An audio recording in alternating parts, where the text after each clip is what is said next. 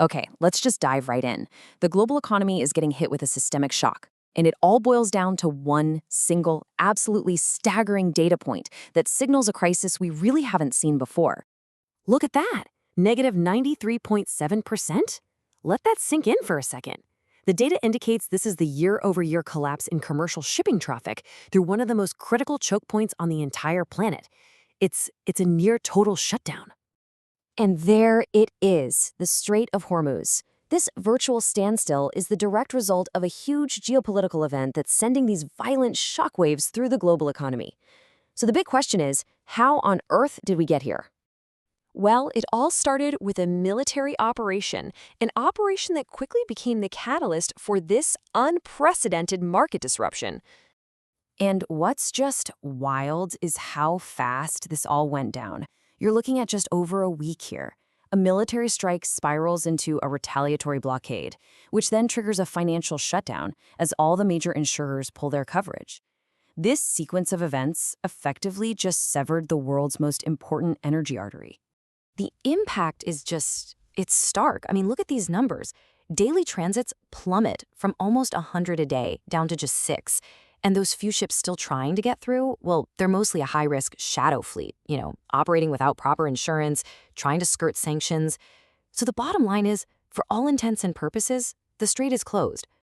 And as you can imagine, a collapse like that, well, it triggers the first major consequence, a severe and direct shock to global energy markets. According to projections from the International Energy Agency, we're talking about a sudden plunge in global oil supply of 8 million barrels a day for March alone, just gone from the market. And to really put this into perspective, the IEA, they're not just calling this a disruption. No, they're calling it the largest supply disruption in the entire history of the global oil market. So what's the response? Well, IEA member countries have launched the biggest coordinated release of emergency oil reserves in history. That's 400 million barrels, all in an attempt to stabilize prices. But here's the catch, and it's a huge one. Analysts are being very clear. This is just a band-aid. It's a stopgap measure that can't fix the underlying problem. The issue isn't a global shortage of oil. It's a geographical distribution failure. You simply can't use oil that you can't ship. And that energy shock is now cascading into the wider economy, completely fracturing monetary policy and putting incredible pressure on the world's central banks. Now, to really understand this new reality, analysts are using a new term: the Great Broadening. It basically signals a fundamental break from that old globalized world we knew. We are shifting, and fast, to a world where economic survival is less about financial flows and way more about regional security and having direct control over real assets like energy. And you can see this new reality forcing the world's major central banks down completely different and pretty dangerous paths.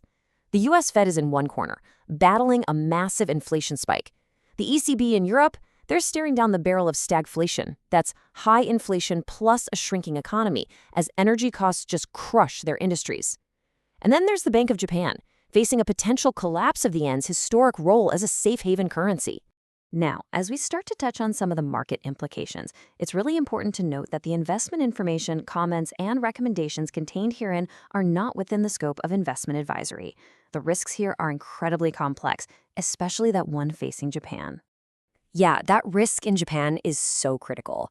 The yen carry trade, where investors borrow money really cheaply in yen to go invest it somewhere else for higher returns, that's been a cornerstone of global market liquidity for decades. And now, with that whole foundation cracking, the risk of a chaotic, systemic unwind is very, very real. All of this instability, the geopolitical chaos, the macroeconomic pressure, is triggering one final cascade: a very clear, data-driven flight to hard assets. And what we're seeing isn't just a fleeting market trend. No, this is a fundamental shift. Sovereign central banks, we're talking about nations themselves, are actively moving away from the dollar and aggressively buying physical gold to protect their reserves. And you better believe Wall Street has taken notice. The consensus among the big financial institutions is incredibly bullish. I mean, look at these year-end forecasts from giants like JP Morgan, UBS, Goldman Sachs. They're all pointing towards a massive rise in the price of gold. And this quote from Natasha Kaneva over at JP Morgan, their head of global commodity strategy, it just perfectly captures the mood. calling gold their highest conviction long shows you just how seriously they're taking this whole structural de-dollarization trend. It's driving a massive realignment. Okay, so we've covered a lot of ground here. What does it all mean? Let's boil it down to the key strategic takeaways for navigating this really volatile new reality. There are really 4 crucial things to understand here. First, the old idea of safe, stable energy regions, that's over. It's been shattered. Second, risk is being completely repriced, and the old rules about how assets relate to each other might not apply anymore. Third, this pivot to real assets like gold, it's a structural shift, not just a temporary panic. And finally, national security now dictates trade policy. Full stop. Economic security is the new name of the game. Which really leaves us all with one final critical question to think about.